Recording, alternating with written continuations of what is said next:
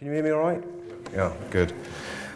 Okay, I'm going to talk about seclusion, and it's going to be a bit of a journey. I'm going to try and get it in 35 minutes, and I'm sure Faisal will call me off if I don't. There's quite a lot to talk about with seclusion in the way that I'm going to approach the subject today. So I'm going to try and do it in all different, try and cover the whole topic really, the room, outside the room, the ethics of it, and all of the considerations that go with it. Just a quick straw poll, who has seclusion facilities in their environment? Okay, lovely. And who doesn't? Right, well I would say over 2/3 of you do. Probably a quarter don't by my straw poll. 2005 statistics showed about 50% of PICUs at that time didn't have seclusion. But if this is representative, maybe that figure's changed. In my own experience, I spent between 1984 and 1994 using seclusion, and 1994 to date not using it, so hopefully I've got a bit of a balance there. What I'm going to present to you, I'll just go and get it, is the book chapter out of this book, Dominic's book, on seclusion, what we wrote a while ago with colleagues, some of which are here.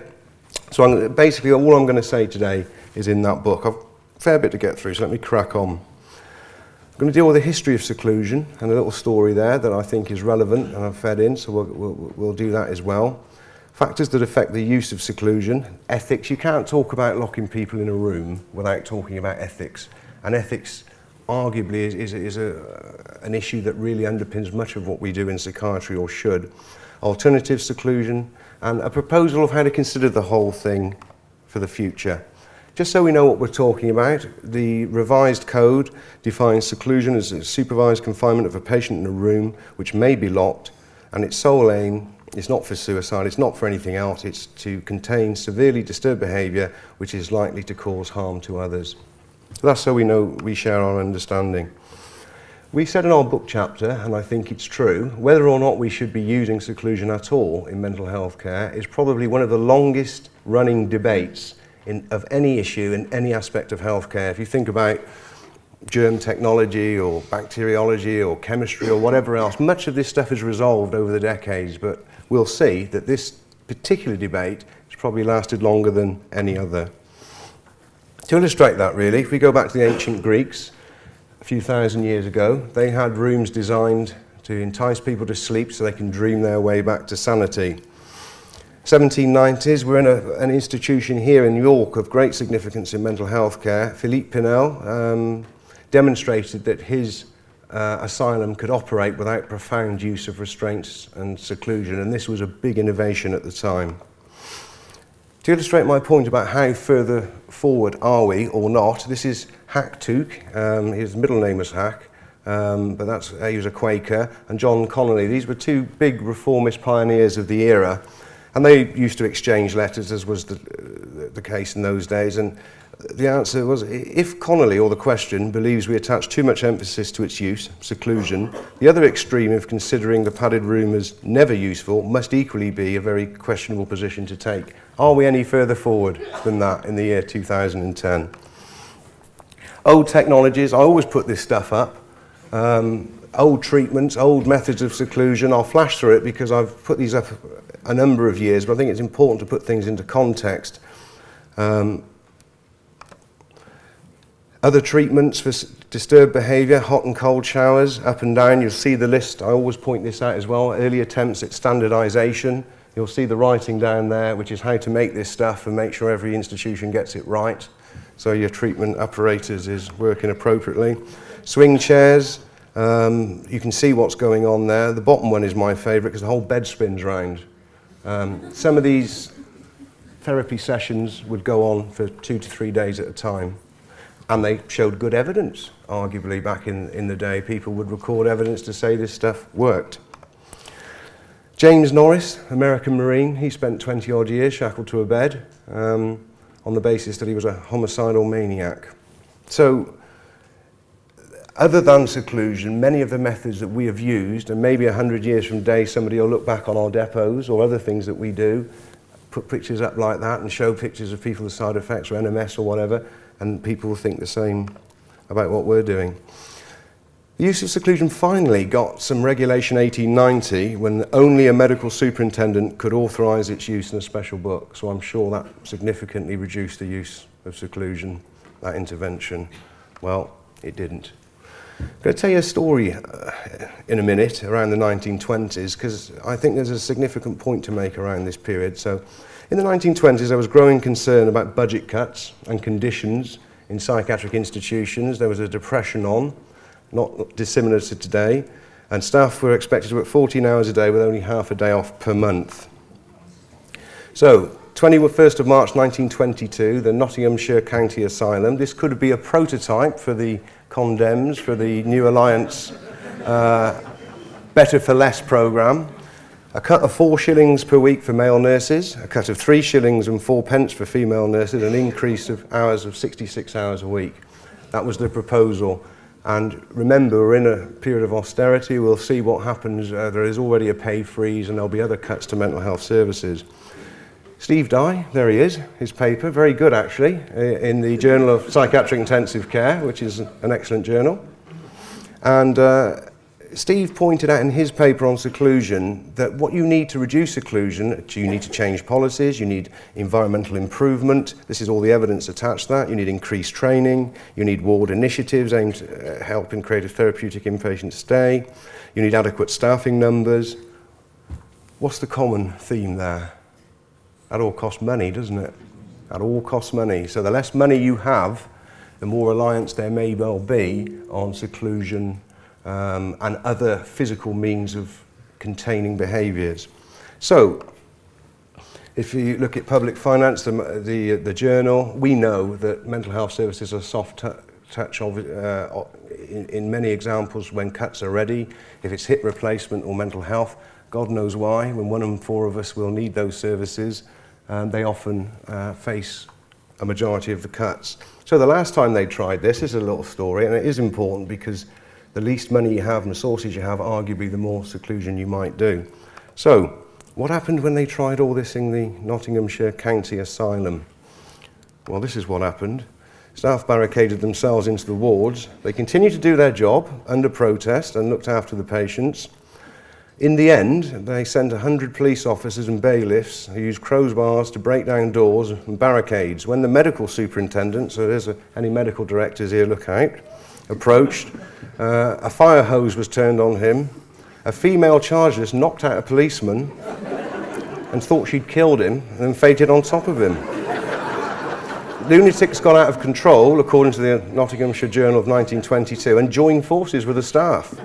Smashed windows, pictures and anything else within reach. Hand-to-hand struggles took place, and they fought a rearguard action through the asylum basically against the police. So, better for less, mental health service cuts, be careful.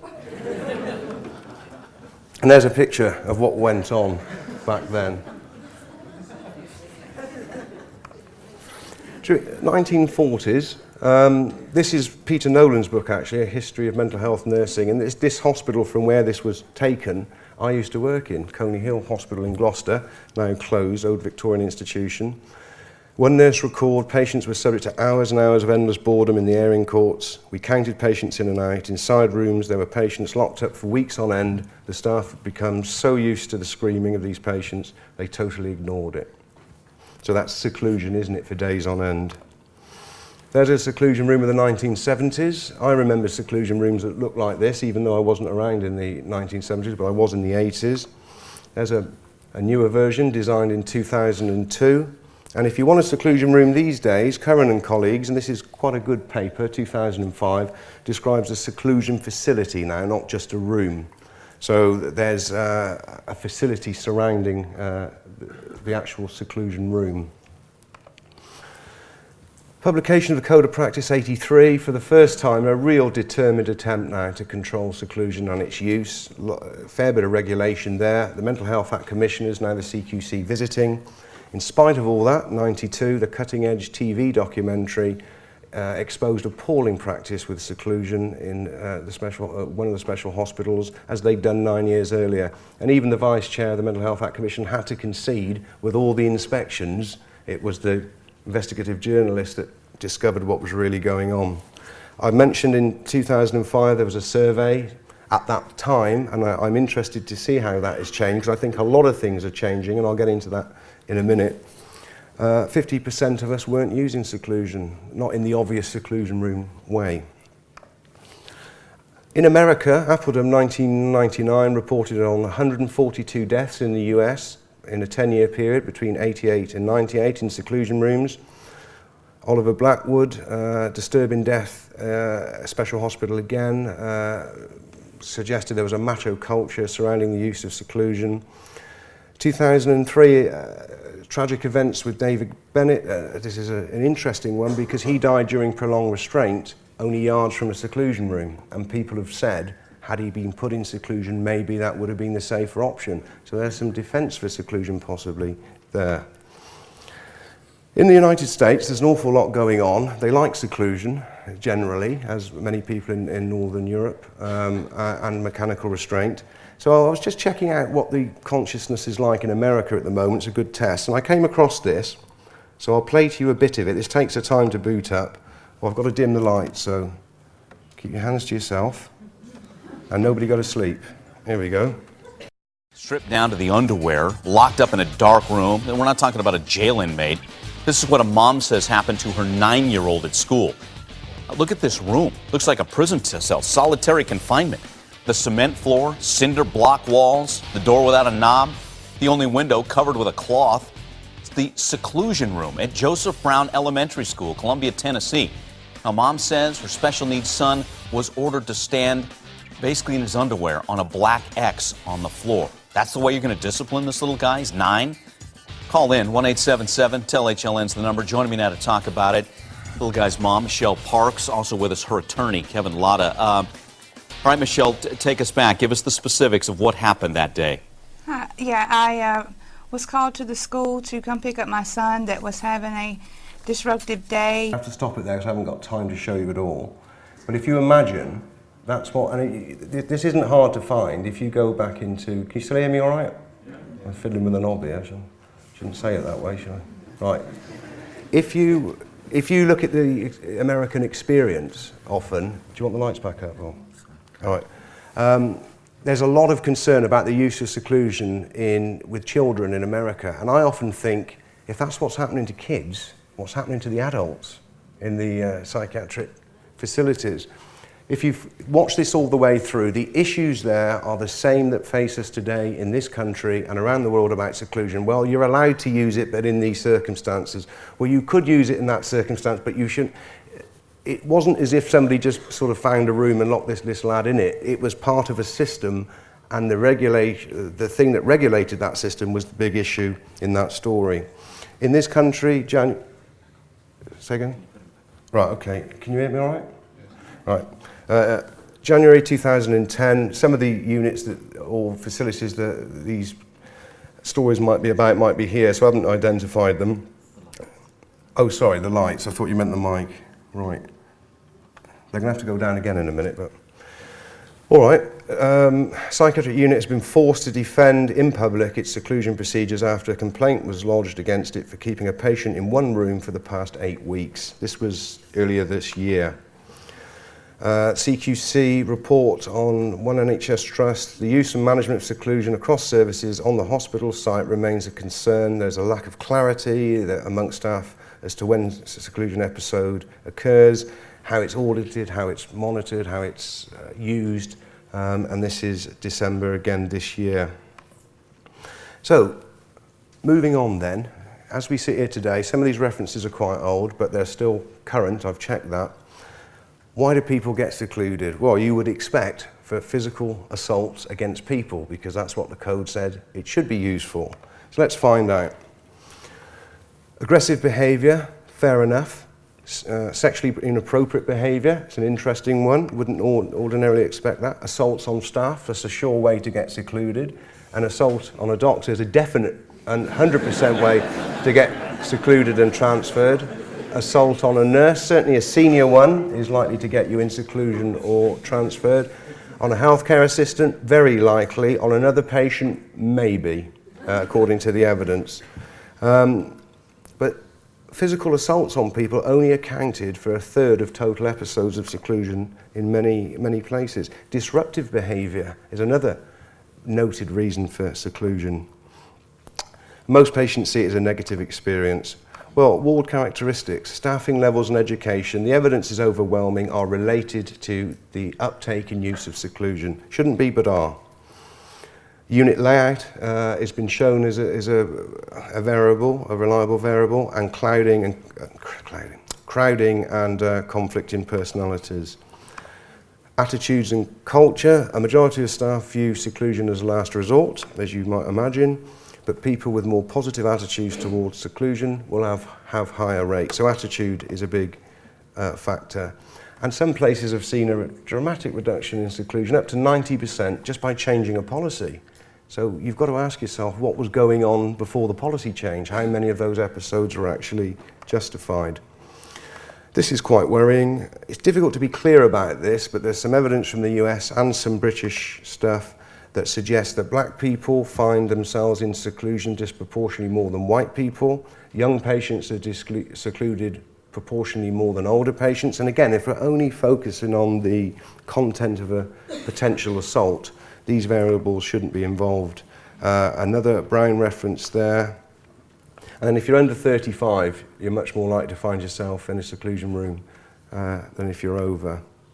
So what do we know so far? What we know is that you cannot justify seclusion just on the basis of purely and only managing violence. If you're saying it's only for that, then the evidence doesn't support it as being used only for that.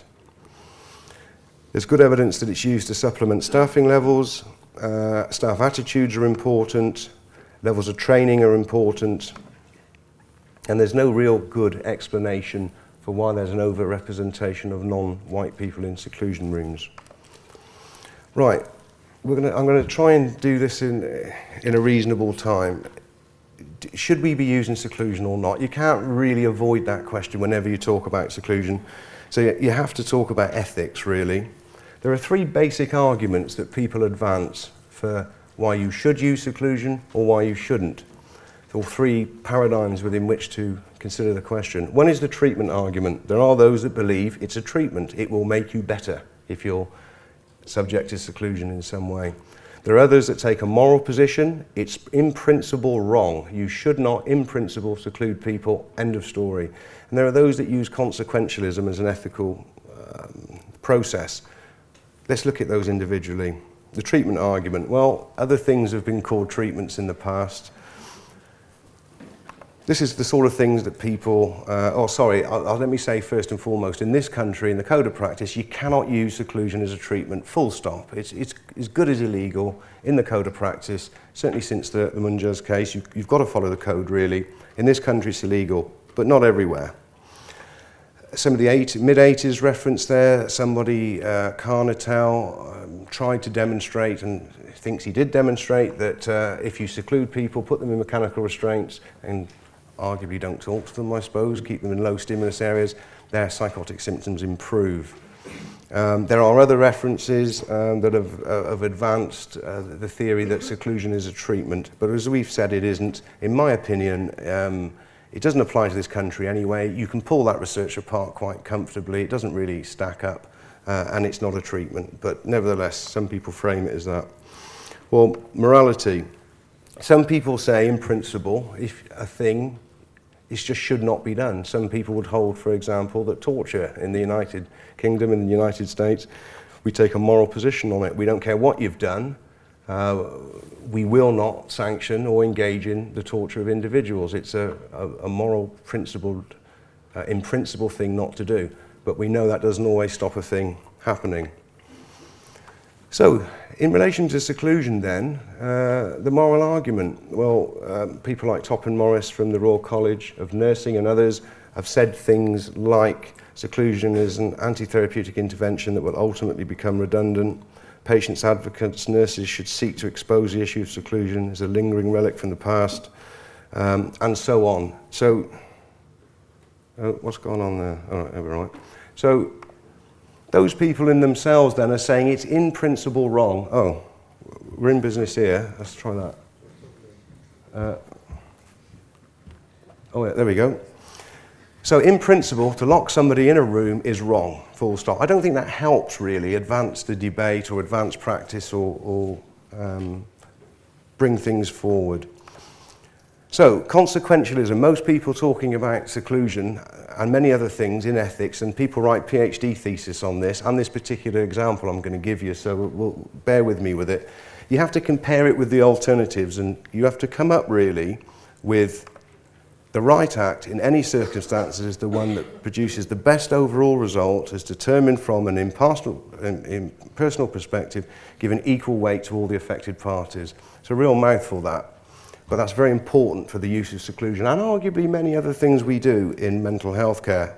Well, let me try and illustrate what we're saying. Imagine there's a bridge over a railway track. Imagine that railway track divides into two, so the train can go left or right.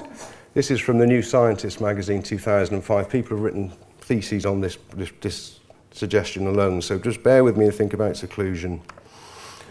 There's somebody sat on one side, so if they went left, there's somebody sat there really shouldn't be, but there's only one of them. And on another side, there are poor innocent people, some of which are children, who have no choice but to be there. And a train's coming. So, there's the bridge. You're on the bridge. So, if you decide to jump off that bridge, you can save this guy, because there's no one on the train's automatic, bear with me on that, the train's fine. So, you can move the train somehow to one side and save this guy, or you can move the train the other side and save these people. You can't do both. Which is the most ethical thing to do in consequentialist terms, would you suggest? It's obvious, isn't it, really? You jump off that bridge and you'd save those people. Now, this guy turns up, my role model. Now, if he jumps off the bridge, he's a bit bigger than you, he can save them both. So would it be more reasonable in consequentialist terms for him to jump off the bridge then and save them both? Would that be fair enough? Well, it would, wouldn't it? But the big problem starts is, well, on that basis then, within consequentialist theory, it should be all right to push him off, shouldn't it? So that's where we are with seclusion, the choice that people make and who makes those decisions the best for all. So let's go through alternatives to seclusion, as I said I would, and then think about that consequentialist mode of thinking, including the issue of choice.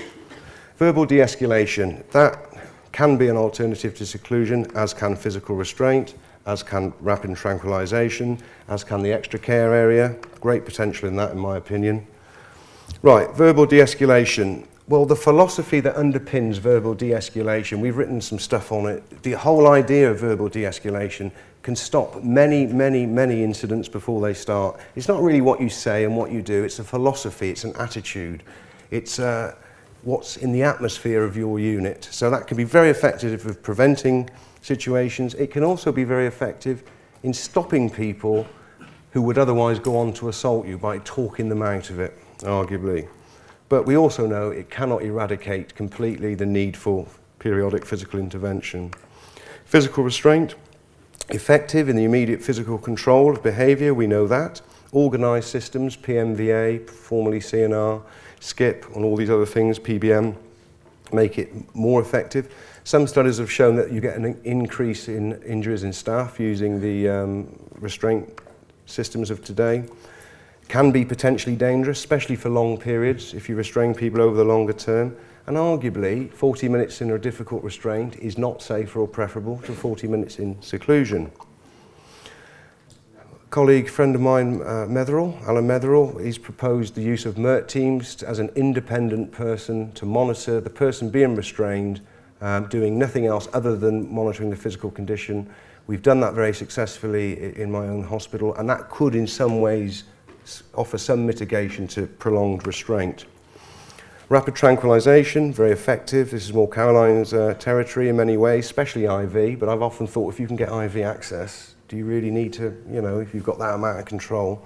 Can be difficult delays if it's given IM, and there are possibilities of severe side effects. I want to do a little bit on the extra care area, because this is, I think, got great potential to replace seclusion.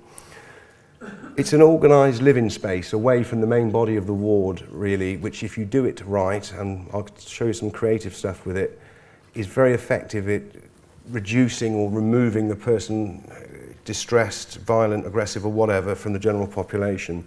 Great advantage in keeping everyone together throughout the episodes. The staff, patient go in together, they leave together. There's no locking away, so to speak, out of personal contact. It's expensive, there's no doubt about that. The longer an ECA goes on, it should be under 72 hours, but you've basically got a ward in a ward. And then you've got the other added complication of secondary behavioural pathology, as some authors have called it, suggested it should be called.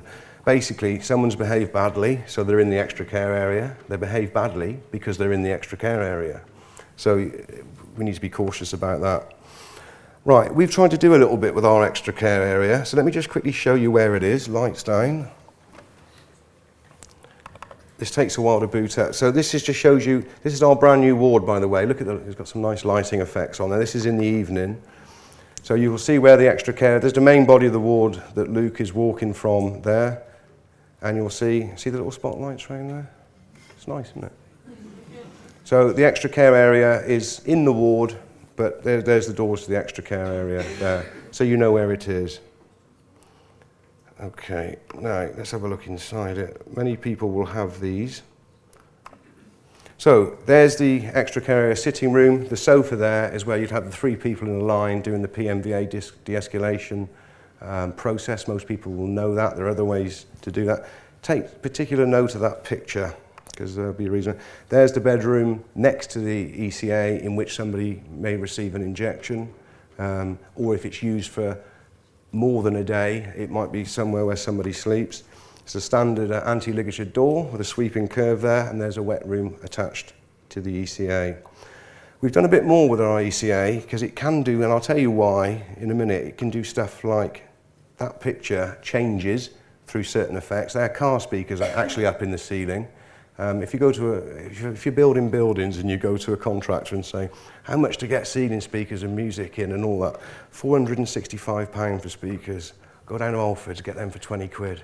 Just as good. I outfit them too. So it can do things like that. That's a star map underneath. That's the same room. Those are LED colour washes on the walls. Star map again. That picture goes from day to night to evening, and through an effects module that changes to music. Now, the point of all this is we piloted this a while back on one of our general adult wards, and somebody asked for PRN. They had a choice. You can have PRN, or you can go into our little room, which had fibre optics and so on in that room. See how you feel in 10 minutes. If you want some PRN, you can have it. So we reduced PRN medication 35% in the general adult context. In this context, what we're saying to people is, if you ever feel stressed or chilled out and you want to talk to somebody, listen to some music, try and chill out a bit, you can go to this place and do that. So people associate this place with calming down and taking control. So it isn't the only place you go to be separated from there involuntarily and have medication.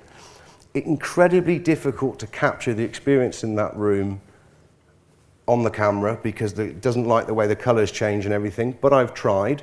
So it's speeded up and it's a bit loud, but if you imagine it's very subtle, and if you look at the picture should change through different modes as we go. All right, Faisal? Yeah.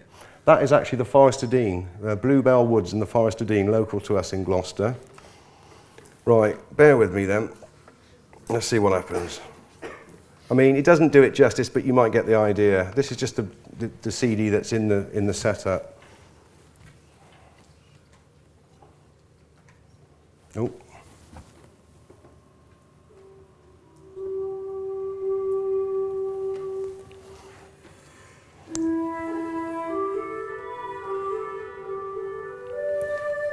The camera doesn't like the focus on the picture, but you should see it change. You'll get a better view of it next time round.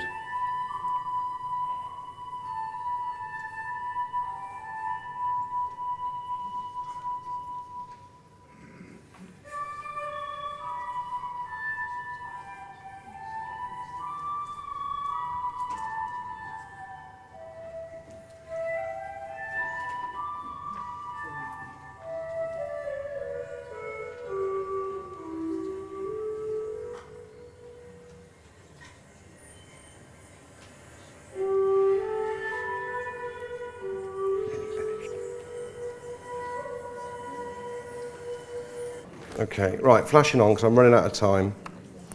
Right, I'm going to cut through some of this stuff now and just say leadership is one of the biggest things about trying to use seclusion or not using seclusion. And I've shown this sort of stuff before. Friends of mine in Norway, Valentina Cabral-Iverson's a professor there, and they're trying to do an awful lot about the way that they manage violence and acute disturbance. So, and they've got plenty of money in Norway as well, because of oil. So this is one of their therapy department rooms. You're going to have a therapy department, you're going to have a climbing wall. We've all got one of those, haven't we, in the UK? Okay, there's a kitchen, one of two. Then there's a workshop, and if you've got one, you need another, don't you, if you're in a therapy department. One of two gyms, got to have gyms, and you need a sports hall, don't you, if you've got a therapy department, and there's no point even bothering without your 25-metre heated swimming pool. Even with all that, acute disturbance is still dealt with like this. Now, there's some good, and it's not so much different to that, is it? There's some good work going on in Norway, so, you know, some very good work, especially in trying to change the use of restraint. I'm going to have to, how long have I got? 2 minutes, right. Let's get to the conclusion then. Two real tragic events recently. A chap called Ishan Chatton, member of staff, a chap called David Bennett that you'll know about, a patient. Both people died. You can ask some questions out of those two events. One of those is, how does seclusion compare with restraint in terms of safety, in particular if it's a long job? Once a person's been secluded, and this is in Ishan's case, once you let the person out of seclusion, have you really solved anything or have you delayed it? How does the experience of being secluded affect the staff-patient relationship? The format of seclusion is covered quite well in terms of reviewing in the code of practice, but maybe we need to standardise it even more, because if you're in prison, you get so much access to fresh air, don't you? There are things you have to do. In the code, all we do is keep reviewing. It doesn't tell you necessarily what you have to do after those reviews. Seclusion cannot be justified as a treatment. Let's just rest that there. In general adult units, seclusion cannot be justified as an irreplaceable method of managing disturbance, because lots do it without. There are some situations in which seclusion is probably the safest and best option. I think we just ought to accept that. There are some times when it is the best thing to do, but that in itself doesn't justify having it. It should be accepted that some units should retain the seclusion option. I wouldn't advocate that high secure hospitals or even some medium secure facilities shouldn't have it. Although the evidence is overwhelming. I was going to read from the book, but I won't, so I'm going to conclude on this point. The evidence is overwhelming. If you have seclusion, if you've got it in your general adult facilities, you're going to use it. The evidence is overwhelming. And you won't always use it for the most needy, dramatic, arguably unequivocal circumstances. Therefore, do you really need it at all for the mainstay of psychiatric business? One of the equivalent paradigm I would attach to that, arguably, is is armed fire officers. We have an armed response team in the British Police, but not everybody is armed, because the belief is if everyone's armed, you're going to end up with a net worse result. That's not to say, though, that the use of firearms in some circumstances, very dramatic ones in policing, isn't justified. Thanks very much. Sorry, mate, I go well over.